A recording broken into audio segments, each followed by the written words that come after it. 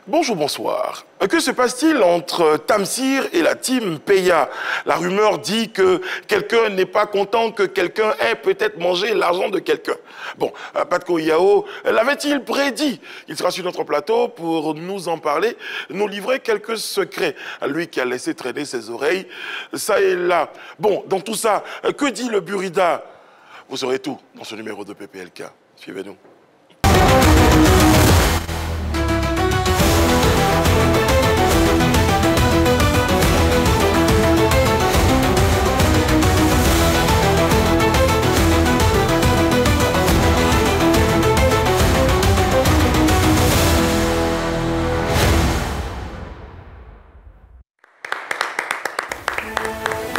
Ça fait plaisir les amis de vous savoir là. Oui, si.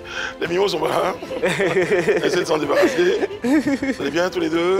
Oui, ça va bien, ça va bien. Princesse le gardien, vous êtes fidèle au poste et ça fait plaisir, ainsi que nos téléspectateurs. On a un kiff et un no-kiff. Ouais. Comme tous les jours.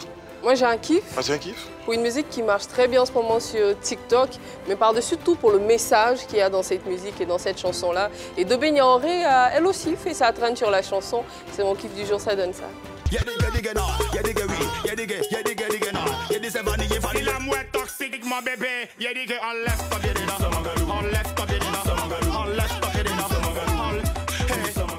Ah ouais.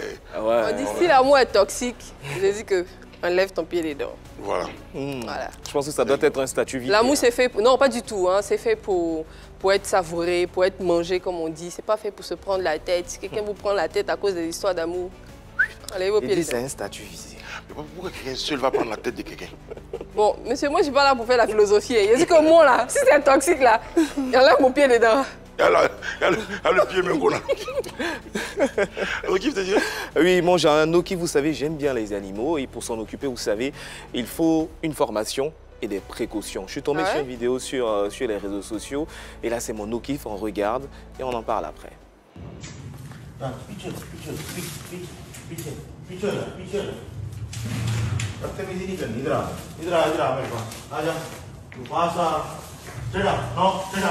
Sit down.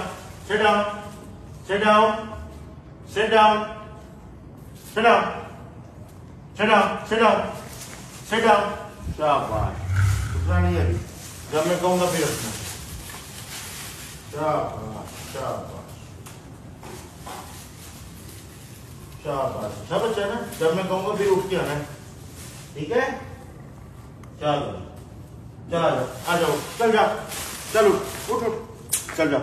खा ले अब चल जा ना चला ला आ इधर आ मेरा इधर आ ये ले आजा नाराज हो गया अच्छा नाराज तो ना ये ले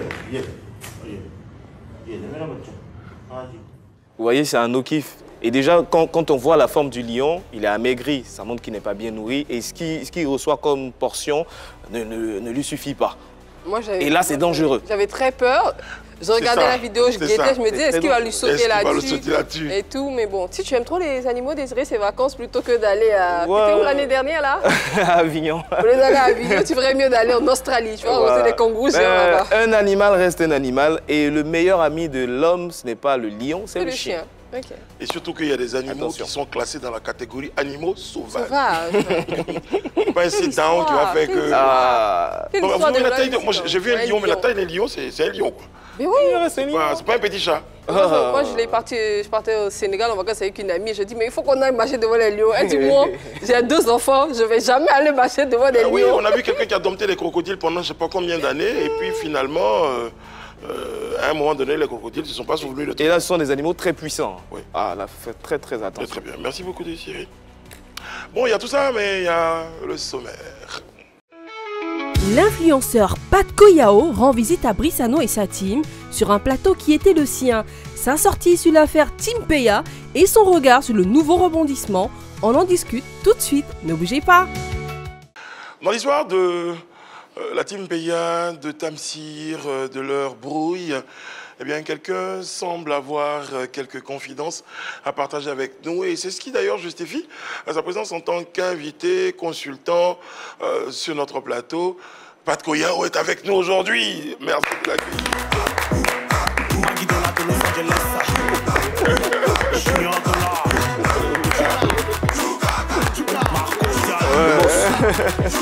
Brice, Comment ça va? s'il te plaît, permets-moi de lui poser la première question. Mais monsieur, vous êtes chanteur maintenant, pourquoi vous ne rentrez pas sur votre chanson? Non, mais ça, c'est le son qui m'inspire là en ce moment. C'est le son là qui m'a inspiré à faire mon son. Donc, je lui donne une reconnaissance. Star, comment ça va? Ça va super, le boss. Ben, on est content de te recevoir sur le plateau. Avec tous les apparats de Star, hein, franchement. La tenue, les lunettes. C'est pas de Koyao, quoi, en vrai. Si, si. Ouais. Comme d'habitude, quoi. Très, très bien. Alors, Eunice, qui flirte avec le net tous les soirs, d'ailleurs, ça doit être un métier, finalement, nous ramène quelques informations. C'est un potin du net, juste après ça.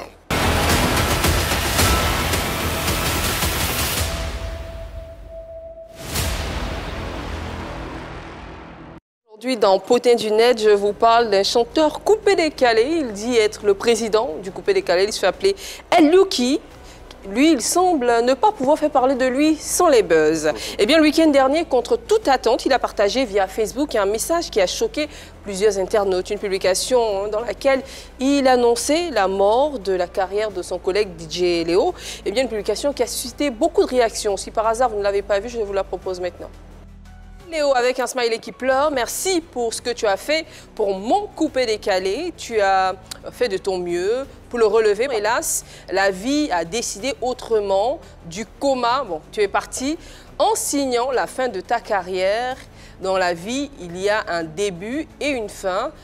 RIP à l'artiste et à sa carrière. Eh bien, c'est une publication qui a suscité des réactions, des personnes qui aiment le coupé-décalé, mais aussi des fans de DJ Léo. Ils n'y sont pas allés du dos de la cuillère. J'avais pas eu envie de ramener les commentaires ici, qui étaient vraiment très, comme on dit ici en Côte d'Ivoire, très fracassants. Eh bien, quand il a vu toutes ces réactions, il s'est dit, bon, peut-être qu'il faut bien que j'éclaire les lanternes, peut-être qu'il faut bien que je donne le fond de ma pensée. Ce que je pensais en faisant cette publication, il a fait à travers un commentaire. Je vous ramène la capture du commentaire d'El Yuki. Je ne suis pas responsable de votre lecture. Un artiste qui vit et un artiste qui est mort, si vous ne connaissez pas la différence. C'est pas ici, je vous dirais. En tout cas, DJ Léo est mort, fin de sa carrière. Léo ne vit plus, désolé de choquer ses fans. Et je pense qu'à travers ce commentaire-là, ce qu'il voulait dire et exprimer, hein, ce qu'on a pu lire, c'est que c'était la fin de la carrière de DJ Léo. C'est la fin de la carrière de DJ Léo, mais ça ne veut pas dire qu'il est mort. Mais le mot mort qu'il a utilisé a créé, a suscité plusieurs réactions. Eh bien, notons également que El Yuki, à chaque fois qu'il fait des publications sur sa page Facebook, ce sont des publications relatives à des buzz. Voilà le nombre de likes, de commentaires qu'il a. On va regarder ensemble. Ça va peut-être nous emmener à comprendre. Bon, ça, c'était plutôt la publication. C'était des publications quand il fait des posts qui concernent sa musique. Et voilà, on a un seul like, un commentaire et 40 partages. Bon, c'est Brice qui me fait rire. Moi, je ne ris pas de ça. Et quand il parle de buzz, voilà ce qu'on voit. Voilà ce qu'on voit. On a plusieurs réactions. Est-ce que la régie est partante? Bon, on pourra mettre après. Quand il parle de buzz, il a énormément de likes, énormément de commentaires et plusieurs partages, contrairement à quand il parle de sa musique. Alors moi, je suis tentée de demander... Je suis tentée de demander à Patko, est-ce que tu crois que El Yuki s'abonne au buzz parce qu'il n'y a que ça qui fait qu'on parle un peu de lui? Effectivement, les captures laissent voir ça. En Côte d'Ivoire, par exemple, quand tu fais les vidéos ou bien tu fais un post pour parler d'une bonne chose, les gens ne réagissent pas. Il faut que tu parles d'abord d'un truc bad. Tu crées les bad buzz et puis tu les vois tout de suite réagir. Donc il a raison de faire ça. Il a raison de faire ça. Il allait peut-être un peu trop fort, parce que dire que quelqu'un est mort... Ça a mis... Bon, en fait, je crois que ce qu'il voulait... Le jeu de mots qu'il employait, c'était pour dire que la carrière de Léo était morte. Donc en tant qu'artiste, c'était terminé. Donc en tant qu'artiste, on ne pouvait plus. Voilà. Mais ça mettait quand même le tout dans la tête des gens concernant l'intégrité physique, la vie même de Léo, qui va bien au passage. Voilà. Est-ce que Léo a réagi? Non, mais je crois qu'on a une réaction de son manager dans les commentaires. Est-ce que vraiment c'est la fin de sa carrière? On ne sait pas, on essaiera de le joindre après pour plus de après, tu demandes à la mauvaise personne, parce que Pat Koyao lui-même est abonné au poste qui... Il n'a pas vu ça, franchement, il n'a pas vu ça. Non, mais je veux dire, quand il te pose la question, forcément, tu vas trouver qu'El Yuki, président, a bien réagi. A bien réagi, effectivement. Mais après, ça s'incrimine quelqu'un d'autre. Voilà. Et puis, franchement, aujourd'hui, les choses sont tellement sensibles. Dès qu'on voit mort, qu'on voit photo, qu'on voit RIP et des pleurs, ça suscite l'inquiétude. Donc, il aurait pu utiliser d'autres mots s'il avait vraiment envie de rester. Concernant le personnage, connaissant aussi le personnage, fallait prendre les choses avec beaucoup de pincettes, puisqu'il est tellement... il en a l'habitude. Voilà, il fait tellement de déclarations, donc il faut faire vraiment attention également. Et surtout que ça prend en compte la vie de quelqu'un d'autre. Imaginez un peu les membres de sa famille qui disent ces choses, qui n'ont pas le temps de l'interprétation. Ça peut être un peu délicat. Mais bon, quelqu'un aurait dit, c'est le game, mais jusqu'à quel point? Voici la question. Merci Nice pour votre bulletin du net. Ça nous a fait plaisir. Et puis, longue vie à Léo. Ouais. Surtout ça. Musicalement et dans la vraie vie. En tout cas, musicalement, ouais. Musicalement aussi. Hein. Ouais, voici le nouveau chanteur bénin. Bon, notre sujet concerne Tamsir et la team Peya qui, à un moment, en tout cas au tout début, ont filé le parfait amour. La preuve, cet amour commençait un peu comme ça.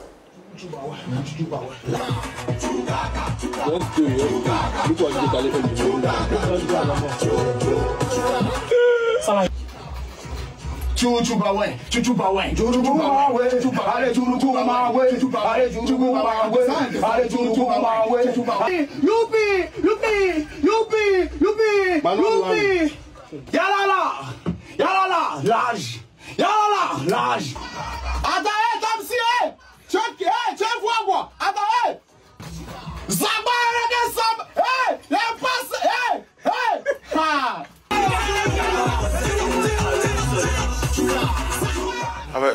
Avant de développer le sujet, je crois que les téléspectateurs se posent beaucoup de questions. Tout ça là, il y avait ça dans la chanson qu'on a entendue là. Il y avait tout ça dedans, on entend ça bien. Oui, on entend. On entend ça. Rena, c'est faux cri là, on entend ça bien.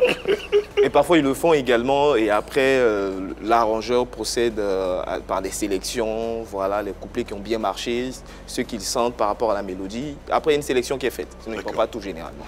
Donc le public découvre Tamsir et la team Peya donc sur une chanson en collaboration. Donc Tamsir featuring team Peya, Coup du marteau, pendant la CAN, succès.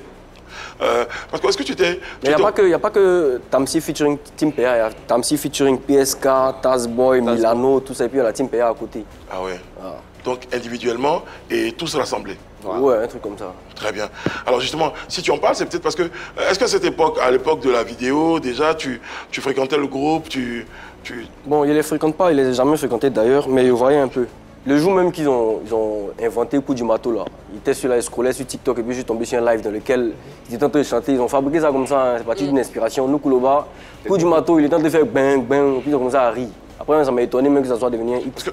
J'ai parlé il y a quelques mois avec Zagba le requin, qui me disait qu'à l'époque, la chanson devait s'appeler, la chanson de Tamsir s'appelait Jour de fête. Et après, ça basculait Coup du marteau. La question que j'aimerais poser à Patco, lorsque la chanson elle est sortie, puisqu'elle est sortie le 8 décembre 2024, et quelques semaines plus tard, tout l'engouement qu'il y avait derrière, tout le monde appréciait cette chanson, et tu faisais partie de des rares personnes. Il a été le premier, ça c'est à signifier, il a été le premier à faire une polémique sur Coup du marteau. Et pourquoi tu ne validais pas la chanson? Selon moi, c'est un jeu de griot. C'est-à-dire, c'est une musique dans laquelle vous avez vu même vous-même dans la vidéo là, au studio, ça criait n'importe comment. Des autres, ouais, attends, Vous voyez, non? C'est un truc comme ça. Moi, il a vu tout ça, il a dit, mais ça, c'est pas une chanson, quoi, tu vois.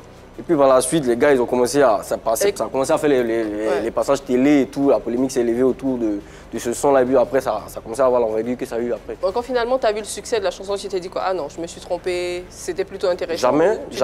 Jamais de la vie. Il y a des sons même qui ne sont pas intéressants, mais vu que tout le monde en parle, c'est ça, c'est les effets de mode. Tu vois. Donc, qu'est-ce qui, selon toi, a expliqué le succès de la chanson? C'est juste... Bon, tu sais, on ne peut pas expliquer ça. Hein. Ça, ce sont les trucs, je ne sais pas si c'est dit spirituel. Je pense que c'est un coup de chance. La ferveur de la canne aussi. Un coup de chance peut-être, ouais. Parce qu'il y a quand même ça qui accompagnait... C'est quand même la team Peya, ils ont une grande télé, comme on dit, là. C'est leur temps. Donc là, il y a Milano dedans, il y a Tazboy, il y a Rena Baraki, ça c'était les grands du moment. Pendant la canne, c'était eux qui faisaient le feu, donc ils sortent un son, forcément ça va pour l'autre. Mais il y a aussi, parce que la chanson appartient quand même, l'un des plus inspirés, on va dire, de sa génération, qui s'appelle Tamsir, ouais, qui est à la base, à l'origine de nombreux succès. J'ai remarqué dans la... Je ne sais pas si tu as fait exprès, ou bien c'est un oubli volontaire, mais tu l'as cité tous les autres, sauf Tamsir. Il y a Tazboy, il y a... Non, mais il y a Tamsir en featuring avec... Oui, d'accord. Voilà. Mais est-ce que tu as écho de comment cette collaboration a commencé? Est-ce que toi, ouais, en quelque sorte. D'abord, comme il a dit là, Tamsir de base, il voulait appeler le morceau Jour de fête. Voilà, et puis après, il a vu Zagba, appelle tes petits, on va essayer d'écrire un truc puisque la canne arrive. On va faire un truc Jour de fête. Zagba a dit, ah, ça tombe bien parce que nous, on voulait sortir un truc quand on allait appeler coup du marteau. Donc Tamsir a dit, bon, mettons-nous ensemble, on fait un truc comme ça. Au début, même, il ne voulait pas qu'on appelle ça le coup du marteau. Il voulait forcément jouer de fête. Donc les gars, ils se sont mis ensemble. Donc Zagba, lui, il dit, comme c'est le coach de ces petits, hein, de la team Peya, il a dit, bon, venez, on va faire pour Tamsir, on va faire ça ensemble, ça va prendre le mouvement et puis voilà, on va se gérer comme ça. Donc ils se sont inspirés, ils se sont mis ensemble, ils ont fait le truc et puis après... Et puis le truc a donné ça, quand même. J'avoue que j'étais au stade ce jour-là, et quand je les ai vus rentrer, je me suis dit, ah, il y a quand même un truc chez cette chanson. Ouais. Moi, maintenant, ça me plaît. Ah ouais. Depuis avant-hier, ça me plaît, franchement. Il écoute ça même, la nuit jusqu'au matin. Ouais, il a écouté ça fort. Tu sais que c'est pas simple. C'est simple, maintenant, ça me plaît, franchement. Pourquoi maintenant? Parce que Tamsir a bien fait le son, ça me plaît. Ah, c'est maintenant que tu as remarqué. Ouais. Bon, mieux vaut tard que jamais. Toujours est-il que dans cette chanson, déjà au niveau de la structure du fond, on retrouve plusieurs couleurs. C'est vrai qu'il y a la ferveur de la canne et tout. Il y a eu la canne est bienvenue, mais dans la structure, dans la forme, déjà, on a un rythme coupé décalé, on a du rap. Et ce petit côté du Maghreb qu'a apporté Momo Hayek, ouais. Et aussi dans le clip, les drapeaux. Donc cela a permis à toutes les nationalités de se retrouver dans la chanson et à faire de cette chanson l'hymne officieux de la Coupe d'Afrique des Nations. C'était pas évident. C'était pas évident dès le départ. Oui. Parce que l'hymne officiel, c'était oh, oui. Voilà. C'est ça qui a fait que l'hymne officiel a peut-être pris un peu le pas. Et aussi, il y a eu un mouvement sur les réseaux sociaux. Le public a réclamé la prestation de la team Peya, Tamsir et tous les autres à la clôture, à la cérémonie de clôture. Toujours est-il que cette Coupe d'Afrique des Nations 2023, c'est 2 milliards de téléspectateurs. Et aussi, toutes ces personnes ont sûrement entendu et ont plus ou moins entendu la chanson qui est le coup du marteau. Et derrière, il y a aussi une décoration qui est arrivée également. Tout ça traduit justement le succès de cette chanson jusqu'à aujourd'hui. Donc quand on entend, quand on remarque tout ce succès, 120 millions de vues sur YouTube, c'est des chiffres qui parlent et qui donnent envie de savoir qu'est-ce qui s'est passé à la suite financièrement. Très bien. En tout cas, moi, la seule explication, c'est que ça a vraiment accompagné la victoire des éléphants. Parce que je ne suis pas sûr que si on s'était fait éliminer à l'époque avec le 4-0. Le 4-0, ah, je suis pas sûr. Ça accompagnait toutes les victoires des éléphants. Il fallait quelque chose qui... Bon, enfin bref, donc félicitations. Parce que si même Pat Koyao dit depuis avant-hier. Mais depuis là, c'était avant-hier, ce mois, il a commencé à aimer. Ouais, c'est vrai. Alors, Pat, lorsque tu n'as pas validé la chanson publiquement, est-ce que Tamsir ou du moins les mecs de la team Peya ont réagi? Comment ils ont accueilli? Bon, Tamsir a réagi, mais c'est récemment qu'il a réagi même. L'autre fois, c'était dans les débuts, quand il avait fait la vidéo, après, c'était Zagba qui avait dit, ah, lui, il est dans son game. Hein. Tant que ça le fait manger, entre gris, ça le fait d'abord, il a qu'à aller ça. Il va continuer ce qu'il est dedans. Nous, on fait notre mouvement, ça va. Tant que ça peut nous apporter un plus. Mais qu'est-ce que tu leur reprochais concrètement et il leur disait que ça, c'est pas... Tu exprimais que musicalement, c'était pas abouti. En fait, il disait qu'il ne trouvait pas ce son-là intéressant au point où il y a tout un engouement autour comme ça, quoi, pendant la CAN. C'est-à-dire que tu vas, on peut mettre ça. Il m'asseyait par exemple dans les caves pour regarder les matchs ou bien dans les villages CAN pendant la CAN. Et puis on peut mettre ça 10 fois de suite. En fait, on ne change pas. Non, moi ça m'énervait. Ça saturait dans ton... Ouais, suite à cela même que M. Lévy allait faire la vidéo parce qu'il était assis d'un coin et demandait aux gens de changer. Il dit, il ne change pas. Même si Lévy allait faire la vidéo. Tu étais pas jaloux en fait. Pas jaloux, mais ça me fatiguait un peu. Bon, les goûts et les couleurs se discutent pas, donc on peut comprendre. Mais toujours est-il que cette chanson a été certifiée single d'or. Ouais, après platine aussi. Et de platine un peu plus tard. Donc quand tu vois ce succès, là au moins tu peux en griffe déposer quand même les armes. Tu es comme me against the world, moi seul contre le monde entier. Bon. Moi, je sais pas. Après, voilà, tu as toujours été très... Effectivement, ça peut ne pas être intéressant pour moi, parce que les gens, ils aiment les effets de mots, vous savez. C'est ça. Les gens, parce que c'est single de platine, c'est là même que Dodon s'est levé pour aller écouter. Donc, et c'est là que tu as aussi réagi aussi par rapport à cela. Tu as même fait un post. Le 21 octobre 2024. Ouais. Pour petit rappel pour nos téléspectateurs, qu'est-ce que tu as dit dans le post? Tamsir, seul certifié pour coup du marteau, la team Peya, Sté Milano et les autres non inclus. Yako à Zagba et à ses frères qui n'en bénéficieront pas. Ouais. Et la réponse de Tamsir, faire le connaisseur te rend très inculte malheureusement. Sinon, tu saurais que le SNEP donne la certification et c'est la SACEM qui verse les droits d'auteur. Depuis le mois de mars, chaque personne qui a travaillé sur le coup du marteau a signé les papiers du Buruda et de la SACEM, y compris le père Elvis Kemayo, pour la reprise du Venez danser. Va te former, s'il te plaît. Tu as réagi à la Il a réagi, bon, suite à ça, c'est une histoire un peu s'il te plaît, avant ta réaction, moi je veux comprendre, qu'est-ce qui t'a fait dire en ce moment-là, bien avant que tout le monde s'en doute, que ce serait Tamsir qui bénéficierait le plus de, mais vous savez, de cette chanson? Les gens refusent d'admettre et tout, mais moi, ça fait quand même un moment que je suis fan de musique, moi, je kiffe beaucoup les musiques françaises et tout, le rap. On a l'habitude de voir quand, par exemple, je prends un exemple, Niska en featuring avec Booba, qui le son appartient à Niska, qui est certifié, par exemple, platine.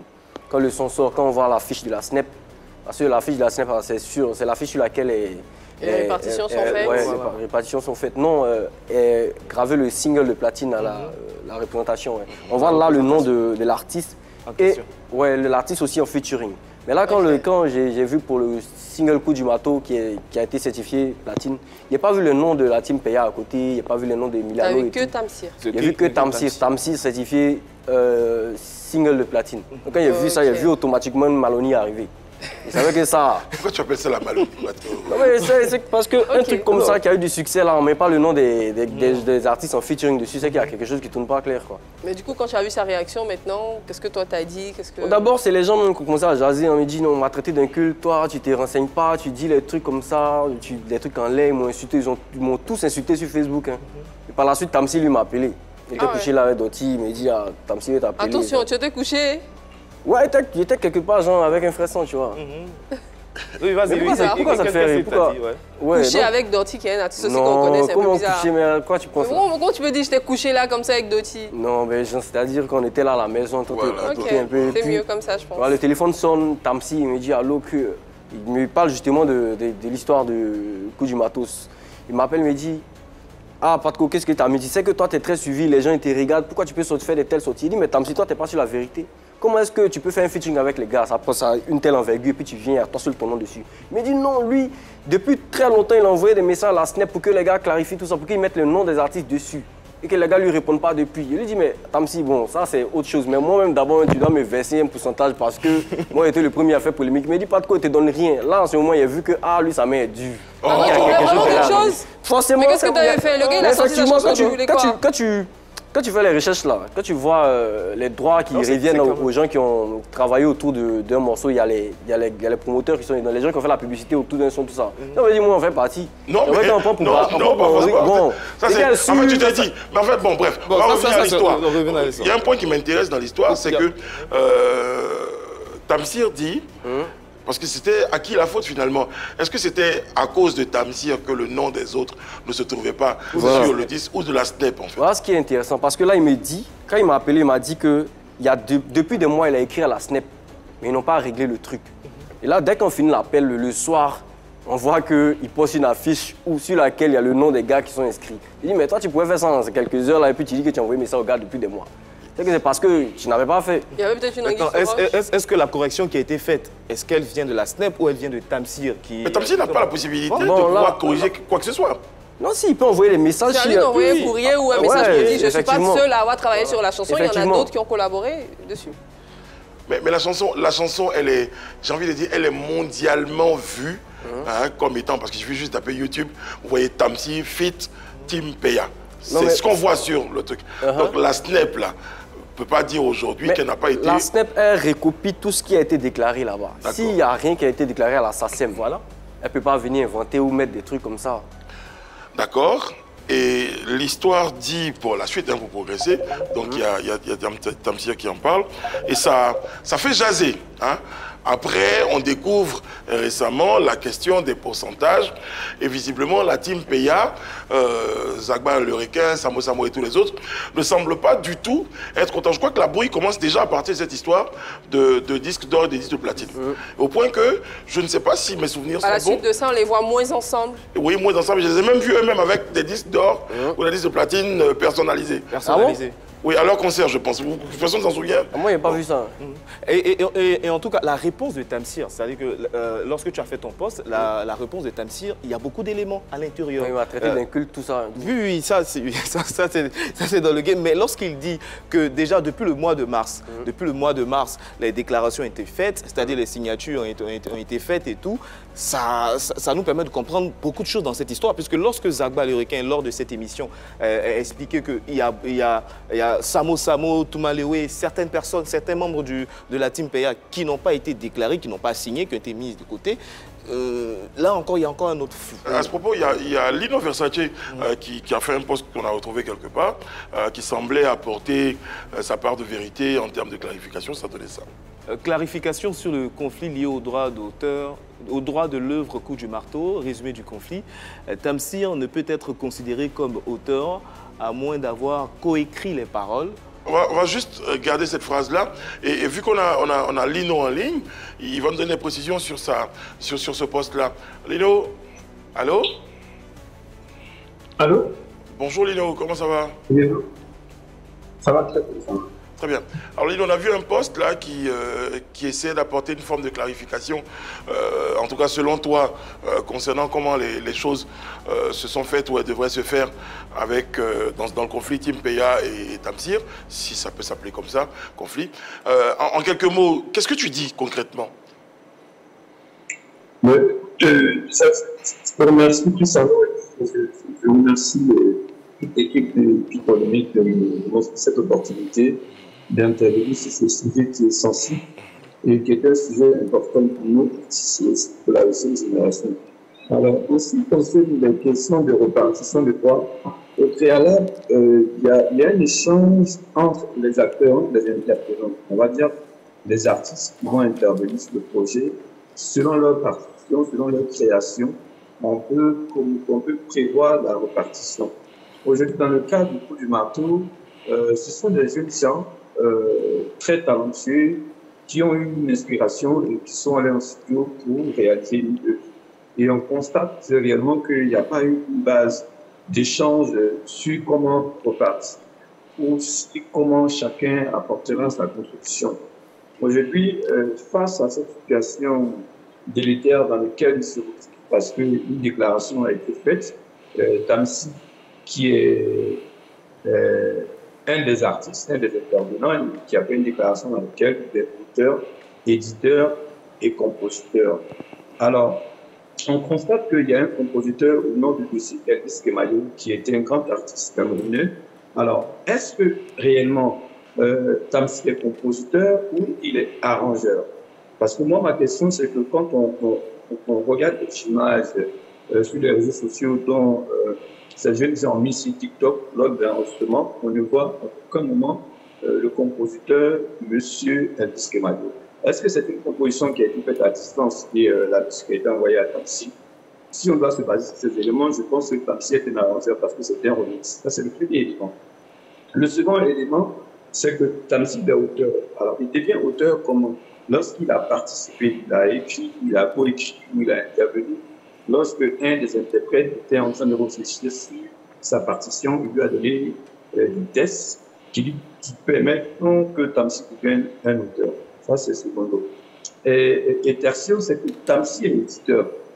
Tamsi n'a pas le droit de se permettre d'être éditeur. Pourquoi? Et faire signer les autres en tant qu'éditeur sans avoir un accord au préalable et sans leur expliquer le fait que lui soit éditeur. Lino,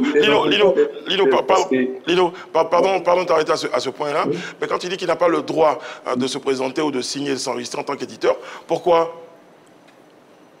Parce que, en fait, Tamsi, en tant qu'un acteur ou en tant qu'un arrangeur, a le droit de créer une entreprise d'édition pour auto-éditer ses œuvres et celles des artistes avec lesquels il collabore. Mais la loi exige que si d'autres ayants droit doivent signer sur eux, Tamsi doit avoir leur accord préalable, ils doivent négocier un échange, ils doivent faire une négociation par rapport à ce que si ils donnent leur partie de leur droit à l'éditeur, si c'est Tamsi qui est bien évidemment l'éditeur. Parce qu'il faut comprendre que les droits d'édition, c'est valable 89 ans après la mort de tous les ayants droit. Tous ceux qui ont intervenu sur l'œuvre bénéficient de ces droits-là. Et l'éditeur qui prend ces droits-là, il prend les droits de tous les ayants droit 99 ans après la mort de tous les ayants droit susceptibles. Dans le cadre de Mato, alors Tamsi prend les droits sur la composition et il prendra le droit si les auteurs, il va prendre 50% en tant qu'éditeur. Ce qui ne lui donne pas ce droit-là. Alors, si il échange avec tous les intervenants des ayants droit, il leur fait une contrepartie financière à partir de cet instant-là, eux, ils peuvent décider de signer avec ou pas. Mais la question qui est la plus importante ici, parce qu'il y a deux types de droits. Il y a les droits moraux, donc qui sont liés à l'œuvre avec tous les différents ayants droit, c'est-à-dire les participants, les auteurs, compositeurs, éditeurs, interprètes. Et il y a les droits patrimoniaux dont on n'en parle pas. Alors, les droits patrimoniaux interviennent à partir de l'instant où Tamsi se reconnaît comme producteur, parce qu'on ne sait pas qui est le producteur de l'œuvre, qui a financé l'œuvre.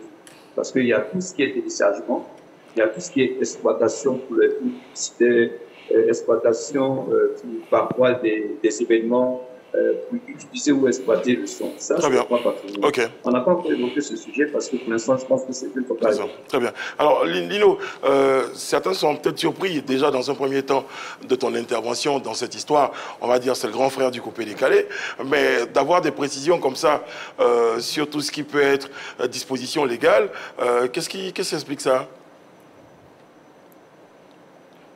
Mais écoutez, nous, en tant qu'artistes, en tant qu'acteurs, en tant qu'auteur culturel, on a pris conscience que dans l'industrie musicale, il y a plusieurs volets. Alors, il y a le volet administratif, il y a le volet financier, il y a le volet technique et le volet artistique. Et donc, il était important, moi, en tant qu'acteur, d'avoir un minimum de connaissances et faire une formation, afin de pouvoir conseiller, orienter nos éditeurs. Parce que nous aussi, à un moment donné, on a été victime de ça parce que la Bible nous dit que l'on peut périr par manque de connaissances. Très bien. Donc, nous, notre responsabilité, c'est de pouvoir informer, éduquer et sensibiliser les jeunes. Alors, donc, justement, moi, je le fais, c'est vrai que je ne le fais pas officiellement. Je vais le faire. Je te prends. Déjà contacté au préalable Samo, donc j'avais échangé avec lui sur un certain nombre de points. Mais bon, malheureusement, vous savez, quand on va vers les jeunes, parfois ils ne sont pas disposés à écouter les conseils. Quand on se retrouve dans des conflits, on essaye de les interpeller et d'intervenir de façon diplomatique. Ça va être ça ma question. Qu'est-ce que, en tant que grand frère, tu as fait au regard de tout ce que tu portes comme connaissance et d'expérience? Est-ce que tu as approché les uns les autres? Mais bon, j'ai la réponse. Merci beaucoup, Lino. OK. Bonne année, que Dieu te bénisse. Merci, bonne année à vous et puis bonne santé, que Dieu vous bénisse. Amen. Et puis à très bientôt. À très bientôt, Lino. Patko, tu partages l'avis de... Grave, à 100%, c'est très clair même. Très bien expliqué, ouais. Parce que là, dans la sortie dans l'intervention de Lino, il parle d'édition. C'est un élément très important parce que l'éditeur, c'est lui qui finance l'œuvre. Là, dans le financement de l'œuvre, il y a plusieurs paramètres. Le temps en studio, le paiement de l'arrangeur, le paiement de tous ceux qui sont intervenus, qui travaillent sur la chanson, les interprètes, les guitaristes, etc.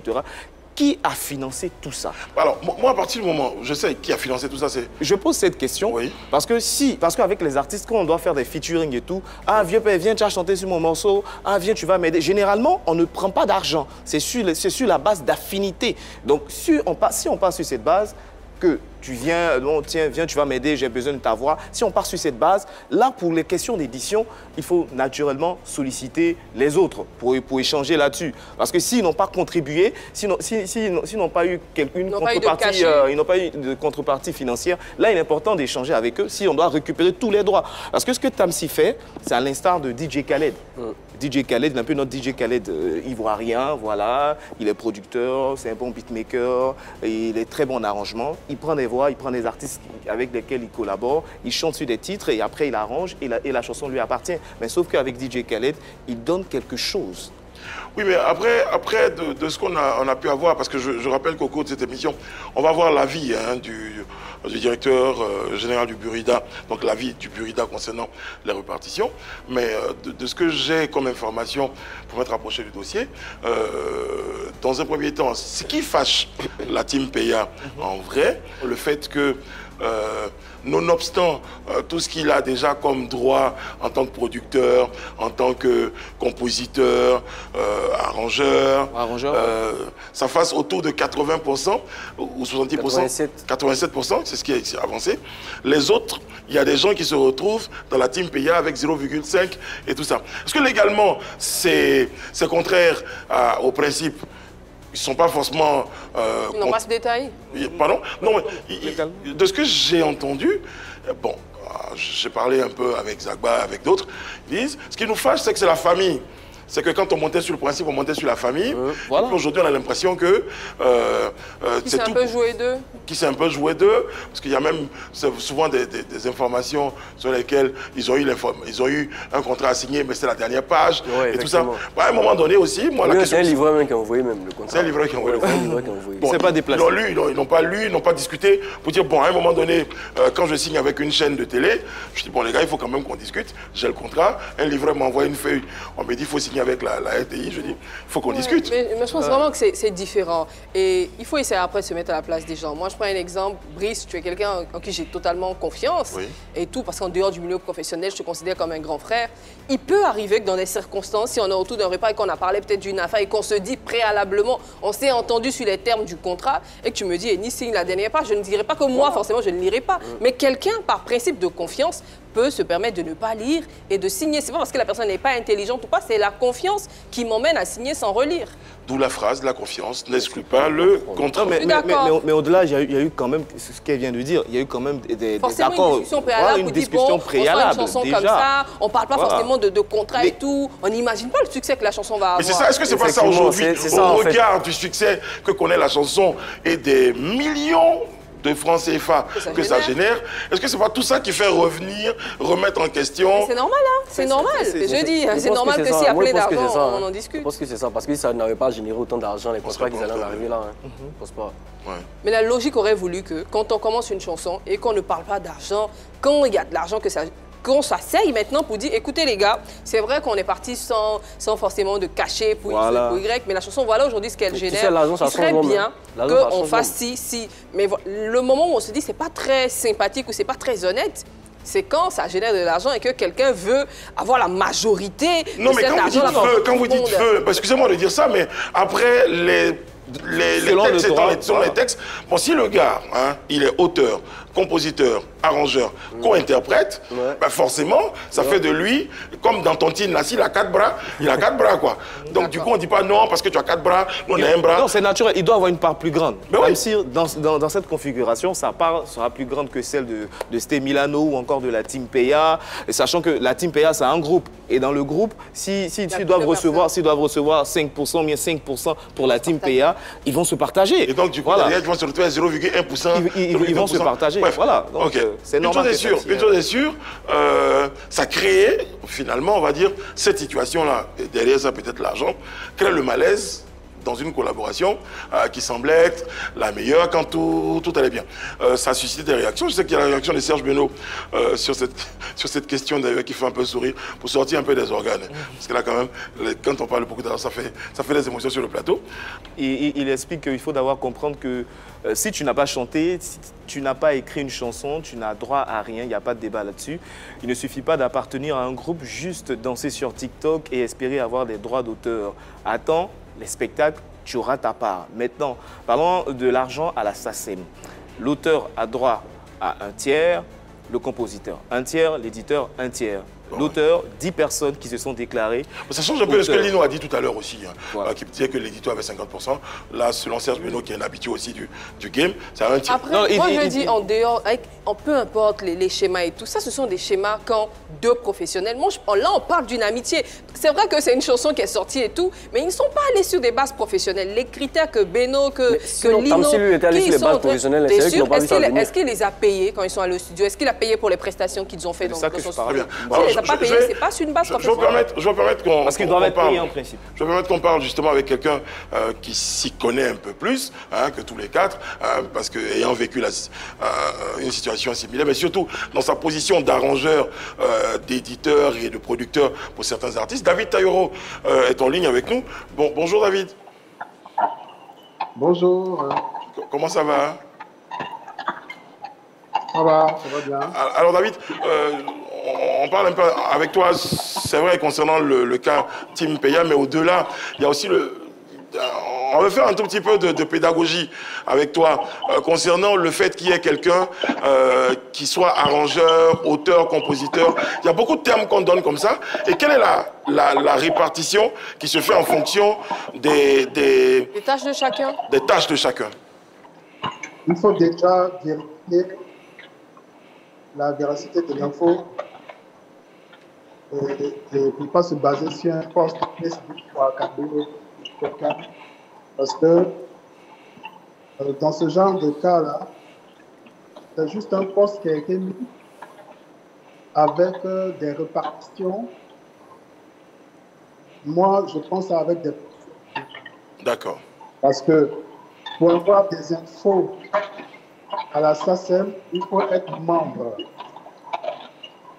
En plus d'être membre, il faut avoir droit sur l'œuvre concernée. C'est qui l'éditeur, globalement? C'est qui on entend souvent le terme. L'éditeur, c'est qui? Un éditeur, qu'est-ce que... L'éditeur, c'est celui qui va chercher les droits partout où il se trouve. Celui qui va chercher les droits partout. D'accord. Alors, je pense que ce qui fait... Oui, d'accord. Oui. Oui, David. Non. Alors, Tamsir, il sait qui a fait sa chanson. Parce qu'à la base, c'est sa chanson. Donc, en fonction de l'apport de chacun, il a fait ses répartitions, en fait, la répartition des pourcentages. Ce qui est différent de ce que tu as vécu avec, par exemple, en tout cas dans l'histoire dont tu parlais il y a récemment d'ailleurs sur d'autres médias qui existent depuis longtemps, avec par exemple Magic System, là-bas c'était plutôt une question de déclaration. C'est quoi? Est-ce qu'il y a un lien? Est-ce qu'il y a une forme de similitude dans les histoires selon toi? Non, non. Non, ok, d'accord. Parce que, il faut dire, à la base, la chanson, elle appartient à Tamsir. Il a fait appel à des collaborateurs extérieurs pour faire participer. Maintenant, les répartitions se font en fonction de ce que chacun a apporté dans l'élaboration de l'œuvre. Vous voyez? Donc, il faut éviter d'être dans les émotions. Très bien. Et je vous assure que si on vous montre les répartitions des droits d'auteur de certains groupes ici, beaucoup vont se taire. Ah oui, pourquoi, David? Oui, ben parce qu'il y a pire ailleurs. Il y a pire? Oui. Donc il y a des groupes où il y a un gars qui a 90%, et puis les 5 membres ou les 6 membres ont 10% se partager en 6. Ah, c'est ça. C'est ça. Donc, il ne faut pas gâter le nom de Tamsir, parce qu'il faut mieux que ça. Mais est-ce que c'est... Quand on dit ça se fait comme ça, est-ce que dans le cas, par exemple, où le gars il est seul à prendre 90% et les 5 ou 6 autres membres se partagent les 10%, est-ce que c'est anormal? Moi, dans mon cas, si j'utilise 2, 3, 4 personnes et je sais ce que les personnes ont fait sur l'œuvre, je propose pourcentage en fonction de ce que chacun a apporté. Très bien. Si tu estimes que ce n'est pas beaucoup, ça se négocie, c'est des choses. Il n'y a pas besoin de faire ce genre de déclaration après avoir signé. Parce que quand on te propose 1,5%, c'est en fonction de ce que tu as apporté. Donc, si tu n'es pas d'accord, tu discutes en major et puis tu signes et tout le monde est d'accord. Très bien. C'est noté. David, merci beaucoup. Je sais que tu es très occupé, mais tu as pris quelques minutes pour apporter ton point de vue de grand frère, d'expérimenter sur la question. Merci David, merci. Je vous en prie. Alors, finalement, Patko Yao, sur le plateau, on se rend compte qu'il y a une question de convention, il y a une question de préalable aussi, quand même, à gérer. Hein. Non, mais eux, ce qu'ils ont dit là, ça, c'est ce qui est normal. Ça n'a rien à voir avec ce que Tamsir a fait. Hein. Voilà. Tamsir, il n'a pas dit de déclarer là-bas qu'il est éditeur. Lui, c'est le tout en même temps. Mais les autres étaient où quand ils faisaient tout ça? Effectivement, on dit qu'il leur a envoyé seulement une page du contrat. Ils n'ont pas eu le temps de tout lire. J'enchaîne tout de suite avec, je vais dire, la voix autorisée. Après, on va revenir avec vous, Désiré, sur des analyses. Le directeur général du Burida va nous donner peut-être beaucoup plus de détails. David posait la question, est-ce qu'ils ont été déclarés? Quel type de déclaration? Lui pourrait, sans trahir le secret professionnel, nous donner quelques détails. Monsieur Serge Jacques-Patou est avec nous. Il est directeur général adjoint du Burida. Bonjour, monsieur le directeur. Bonjour, monsieur le... Comment allez-vous? Excellent. Très, très bien. Alors, l'histoire Tamsir, Tim Peya, forcément remontée au Burida. Ma première question, c'est qu'est-ce qui est déclaré au Burida? Tamsir est le producteur. Qu'est-ce qui est déclaré au Burida? En fait, ce qu'il faut savoir, sur une œuvre musicale, il y a d'une part les droits d'auteur, on retrouve le parolier, donc les paroles de texte, et les compositeurs. Dans les compositeurs, il y a l'auteur de la mélodie de la chanson et l'auteur de l'accompagnement qu'on appelle souvent par appui en télé, on qualifie aussi cette personne arrangeur. Et les compositeurs, et d'autre part, les producteurs et les interprètes quoi, et instrumentistes. D'accord. Alors, donc, moi, je veux bien les noms qui figurent sur les... Dans la partie auteur, nous avons donc Tamsir en sa qualité de donc parolier et compositeur. Nous avons Mayo, qui est l'auteur de la partie dansée. Désolé pour ma voix de crapaud. Nous avons Marakissa, Momo Ayek, PSK, Casboy, Milano, Nuku, Nagba, Doupi Papillon et Willy Benedetto. Ces informations-là, étant accessibles, on vous les communique. Je n'aime pas dans la répartition. Mais justement, à propos de la répartition, je vais bien comprendre, monsieur le directeur, ça doit être quelque chose de notoriété publique pour dire qu'aujourd'hui, quand vous sortez une chanson, il y a 10% pour l'auteur, 20% pour le compositeur. Pourquoi on garde ça secret? Non, je vous explique.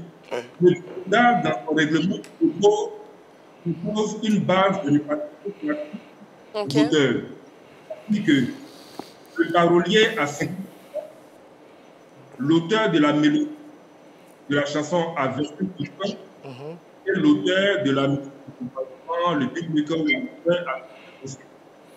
Ça, c'est la phrase, je dirais, traditionnelle. Mais il revient à ménager ces différents codes. Ok.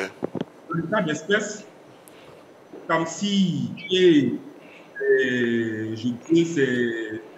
c'est près de création, on a aménagé les taux, voilà, qui ne sont que le bulletin proposé pour ça.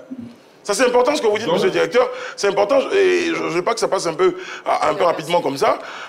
Tamsir et les autres membres, conventionnellement, ont décidé d'aménager les taux. Tout à fait. Ça, c'est au Burida. C'est ce que font la plupart des adhérents lorsque ils estiment que la part créative des uns et des autres n'obéit pas forcément à la image traditionnelle. Je vous prends un exemple.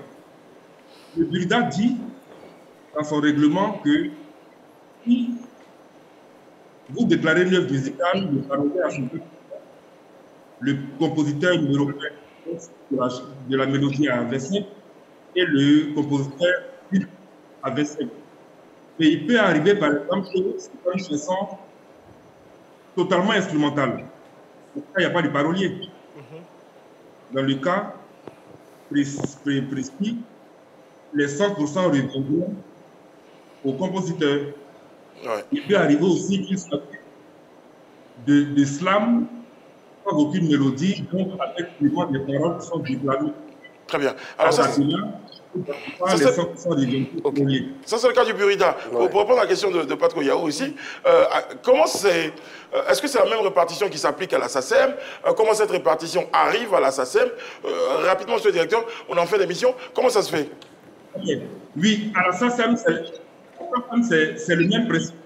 C'est-à-dire qu'il y a une base mise, mais les adhérents peuvent aménager. Puisque contrairement au Burida, la SACEM gère qui les droits d'auteur. Le Burida pourra vous parler de droits comme à la SACEM pluridisciplinaire, nous gérons les droits d'auteur et les droits comme les producteurs, mais à la SACEM, ne se limite qu'aux droits d'auteur. Ok. Il y avoir il a pu avoir un aménagement aussi à ça, c'est très bien, d'accord. Alors, monsieur Akpatou, vous avez parlé d'un élément très important. Il s'agit d'aménager les taux. Comment la démarche se fait entre artistes? Quand des artistes souhaitent aménager leurs taux, comment ça se fait? Oui, mais c'est très simple. C'est-à-dire, c'est une base conventionnelle. Comme je l'ai dit, chacun est conscient de ce qu'il a apporté. Si la base prévoit que le parolier a 50% des droits d'auteur et que c'est une musique qui fait, par exemple, c'est une œuvre musicale qui fait la part d'elle à la musique plutôt aux paroles, les parties peuvent convenir que la partie parole soit aménagée de sorte que le parolier puisse avoir un taux moins élevé qui est prévu. Très bien. Donc, mais ce que Désiré veut dire, monsieur Directeur, ce que Désiré veut dire, est-ce que c'est un document qu'on vient présenter qui porte la signature de tous les membres qui disent on est d'accord ou c'est... Nous, on se déplace. Voilà. Le document de déclaration, le document de déclaration, aussi bien à sens au délicat, prévoit une case où les parties, donc les différents créateurs mentionnent les différents taux qu'ils veulent se voir reconnaître.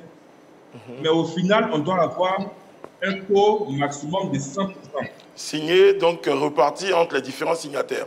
On est d'accord. Tout le monde doit signer. Et puis le document, il doit y avoir obligatoirement la signature de tous les signataires. Le signataire, sans quoi la déclaration ne serait pas acceptée. Je termine par une question. Il y a la signature de tous les signataires. Et puis, à un moment donné, on se rend compte que, moi, par exemple, je n'ai pas eu toutes les informations pendant que je signais. Est-ce que j'ai le droit de remettre en question et je termine là-dessus. Comment je remets en question? Parce que certains estiment n'avoir eu que la dernière page du contrat sans avoir peut-être toute la clause de la répartition qui est censée être conventionnelle. Est-ce qu'ils ont aujourd'hui les moyens de remettre cette signature, cette déclaration en question? Comment ça peut se passer? Là, on n'est pas dans ce qu'on appelle le droit commun, le droit public, ce qu'on appelle les vices du consentement. Si mon consentement a été exprimé sur la base d'une tromperie, sur la base d'une erreur, je peux adresser une réclamation à la SACEM ou au Bureau, ou même initier une action pour que la Cour soit faite. Très bien. Voilà, donc, ce n'est pas parce que le document est signé que nous sommes dans l'irrévocable ou l'irrévocable, à condition que la déclaration ne reflète pas la réalité, ou par exemple que des titulaires estiment qu'ils devraient figurer ce document alors que le nom de toujours exercer un recours auprès de la SACEM ou des tribunaux pour que justice soit faite. Très bien. Merci beaucoup, monsieur le directeur général, pour ces points d'éclairage et surtout votre disponibilité pour cette émission. Merci beaucoup. Bon, alors, c'est vrai qu'il y a de l'eau dans le gaz. Ouais. C'est vrai qu'on aurait souhaité, contrairement à ce qu'on peut noter dans les propos de Pat Koyao, que la paix revienne à la maison et que des frères d'antan puissent s'asseoir et discuter. Est-ce que la paix va revenir? C'est ça. Parce que là, il parlait avec Zagba récemment, il m'a dit que Tamsi, il considère Tamsi comme son petit frère. Mais Tamsi, il est étonné de voir que Tamsi va de gauche à droite, il va solliciter les gens pour venir lui demander pardon. Il lui dit, mais toi tu es mon petit frère, pourquoi tu ne m'appelles pas directement? Oui, tu vas voir les gens pour m'appeler. Ça, c'est la comédie.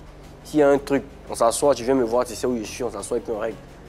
Donc c'est peut-être parce que Tamsi lui-même ne veut pas que ça se règle ou il ne veut pas avoir de paix que ça continue. Parce qu'après, si on doit le demander de faire les reportages, est-ce qu'il sera d'accord? En tout cas, je reconnais, j'avoue aussi que pour la préparation de cette émission, on a essayé de rentrer en contact avec les uns et les autres, chacun au nom d'une raison particulière a souhaité ne pas réagir. Bon, pour nous, c'est un sujet d'actualité, il fallait qu'on l'aborde et essayer de comprendre. Après, peut-être qu'on aura d'autres tenants et d'autres aboutissants de cette affaire. Bon, je trouve cette affaire bien dommage, surtout pour Tamsir, puisque c'est son image plus ou moins qui est entachée et qui vient encore remettre tout le travail qu'il a abattu depuis pas mal d'années. Ça fait 6 ans qu'il fait de la bonne musique, il travaille très bien, il a reçu pas mal de prix, il a son travail pour Mais avec ce qui est en train de se passer, moi, je pense qu'il doit s'asseoir, il doit faire l'effort de trouver une solution, quitte à réaménager, et ce qui a été réaménagé à l'insu des autres, pour que, naturellement, voilà, tous ceux qui ont contribué au succès de cette chanson soient contents. Après, quand tout le monde soit content, voilà. Bon, donc, selon eux, voilà, puisqu'ils disent qu'ils ne savaient pas, qu'il s'agissait de cela, tel que le contrat a été présenté, quand on présente un contrat à quelqu'un pour qu'il signe. Bon, il faudrait que le contrat soit présenté avec toutes les pages, qu'une seule page. Bon, il y a tellement de versions, mais je pense que pour que tout le monde soit content, il faut permettre à ceux qui ont contribué au succès de cette chanson. Parce qu'au-delà de la mélodie et tout, il y a quand même la chorégraphie. Il y a aussi la chorégraphie. Donc, toutes ces personnes, voilà, ils ont donné des idées. Parce qu'il y a aussi maintenant qui dit que lui, il a participé à la promotion. Ah, effectivement. Dans le site, voilà, genre. Tu vois, c'est une boîte de pendant, et puis à cette année-là, même moi qui applaudis un peu, j'aime moins. Non, mais en fait, Brice, généralement, dans ce genre de configuration, oui, dans ce genre de configuration, comme les droits de ceux qui ont chanté seront plus ou moins très petits, lorsque tu les sollicites pour une collaboration, c'est ce que DJ Khaled fait. Je prends toujours l'exemple sur lui, quand il doit faire une collaboration avec Lil Wayne ou peu importe les artistes, c'est qu'il leur donne pour qu'ils viennent chanter. C'est une part qui est relativement intéressante par rapport au manque à gagner. Non, je ne suis pas d'accord. C'est la part intéressante de quelqu'un qui a fait « venez danser » et moi qui suis prise, que Jésus fait « hey, ha, hey ». Bon, à un moment donné, David Terreau le disait, c'est en fonction de votre participation, de votre contribution aussi que vous êtes reparti. Maintenant, la team Peya dit « ouais, c'est notre gars » et tout ça, au regard de ça, on devait faire ça en famille et tout. Bon, il y a beaucoup, il y a des données à prendre en compte.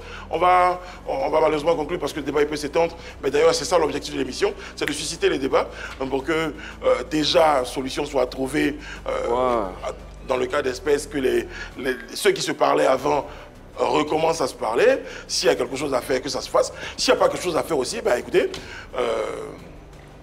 qu'ils s'entendent. Ouais, qu'ils s'entendent, c'est le plus important. Parce que Yao, ils vont s'entendre. On te retrouve bientôt sur un album. Ouais, ça va venir. Un single. Ça va venir. Mais mon single va venir. Si on envoie un son tout de suite là, tu peux, ou bien tu te désengages? Non, moi, je suis sur un plateau, je pense à musique, quoi. Moi, je prépare, c'est maintenant le début. Moi, j'ai toujours voulu te demander, est-ce que tu fais aujourd'hui de la musique parce que tu estimes que parce que tu critiques beaucoup négativement, parce que tu estimes que tout ce que tu écoutes là, c'est... Il faut maintenant que toi, tu proposes de la bonne musique. Non, mais c'est pas tout ce que les critiques généralement. Ce que tu proposes là, ça sera beaucoup mieux que tout ce qu'on a déjà, on a presque... Un peu plus. Un peu plus. Parce que Yao, tu sais qu'on t'attend. Normalement, mon clip arrive dans ce mois-là, il a tourné ça bien, et puis vous allez voir ça sur les télés et tout. Vous serez enjaillé, oh. Normalement. Bon, merci beaucoup. Merci la cour. Merci. Merci à vous téléspectateurs. Et bon, voilà, on retrouve demain pour notre numéro. D'ici là, que Dieu veille sur vous, que Dieu veille sur vous.